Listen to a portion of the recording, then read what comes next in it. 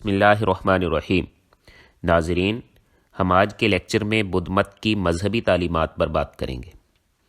سدھارتھ گوتم بدھ نے جو تعلیمات پیش کیں، ان کی بنیاد ان کے بقول 4 اعلیٰ صداقتیں ہیں، یعنی نمبر 1 زندگی مجسم دکھ ہے، نمبر 2 ان دکھوں کا سبب نفسانی خواہشات ہیں، نمبر 3 ان خواہشات کو دبانا اور ان سے بچنا ضروری ہے اور یہ ممکن بھی ہے، نمبر 4 ترک خواہشات کے لیے کسی سخت ریاضت کی ضرورت نہیں، بلکہ اعتدال سے یہ مقصد حاصل ہو سکتا ہے، جسے مہاتما بدھ اشٹ مارگ یا درمیانی راستے کا نام دیتے ہیں۔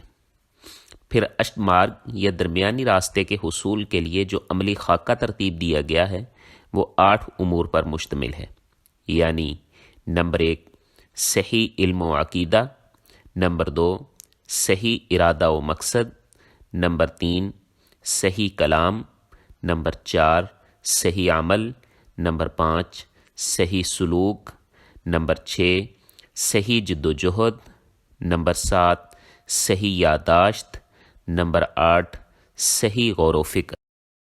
ناظرین، کوئی بھی انسان ان 8 امور پر کیسے عمل پیرا ہوگا، اس کے لیے بھی ایک لمبی جد و جہد درکار ہے، اور یہ بھی ممکن ہے کہ اس کے لیے انسان 1 سے زائد جنموں میں کوشش کرتا رہے، پھر جا کر اسے کامیابی ملے۔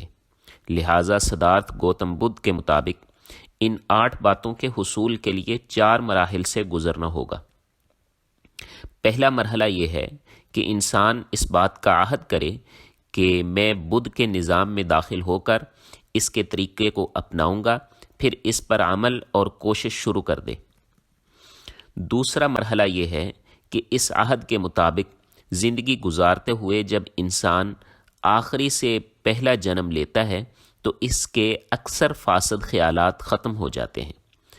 تیسرا مرحلہ یہ ہے کہ جب انسان موت و زیست کے آخری چکر میں داخل ہوتا ہے تو اس وقت بچے کھچے تمام فاسد خیالات کا بھی خاتمہ ہو جاتا ہے۔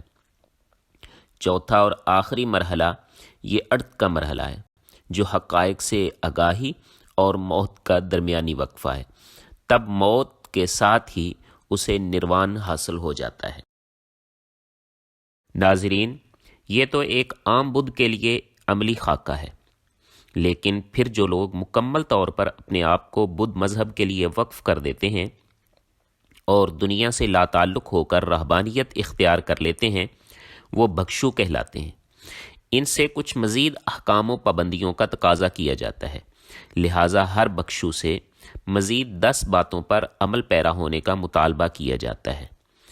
وہ یہ ہیں کہ نمبر 1 کسی جاندار کو قتل نہ کرے گا، نمبر 2 چوری نہیں کرے گا، نمبر 3 زنا کے قریب نہیں جائے گا، نمبر 4 جھوٹ نہیں بولے گا، نمبر 5 نشہ آور اشیاء سے اجتناب کرے گا، نمبر 6 دوپہر کے بعد کھانا نہیں کھائے گا، نمبر 7 رقص و سرود اور موسیقی سے دور رہے گا، نمبر 8 ہار اور خوشبو کے استعمال سے اجتناب کرے گا، نمبر 9 کسی آرام دہ جگہ پر نہیں بیٹھے گا، نمبر 10 سونے اور چاندی کے قریب نہیں جائے گا۔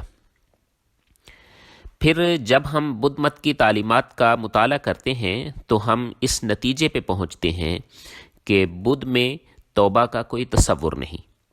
بدھ مت نفیاً یا اثباتاً خدا کا کوئی ذکر نہیں کرتا، اور بدھ میں جنت و جہنم کا بھی کوئی ذکر نہیں ہے۔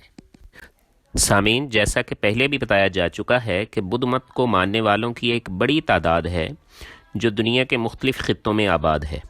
لہٰذا جب ہم اس پہلو پر دیکھتے ہیں کہ دنیا میں بدھ مت کے پھیلنے کا ظاہری سبب کیا تھا، تو معلوم ہوتا ہے کہ ہندوستان پر ایک زمانے تک موریہ خاندان کی بادشاہت رہی ہے، جن میں مشہور بادشاہ چندر گپت موریہ ہے۔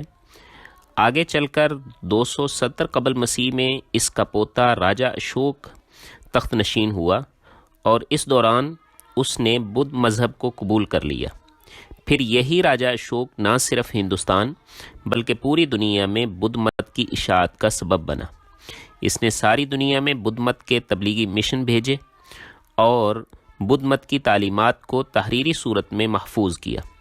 اسی وجہ سے راجہ اشوک کو بدھ ثانی بھی کہا جاتا ہے۔ راجہ اشوک کے زمانے میں ہی تیسری بدھ کانفرنس ہوئی، جس میں بدھ مت کی تعلیمات کو کتابی صورت میں جمع کرنے کا فیصلہ کیا گیا۔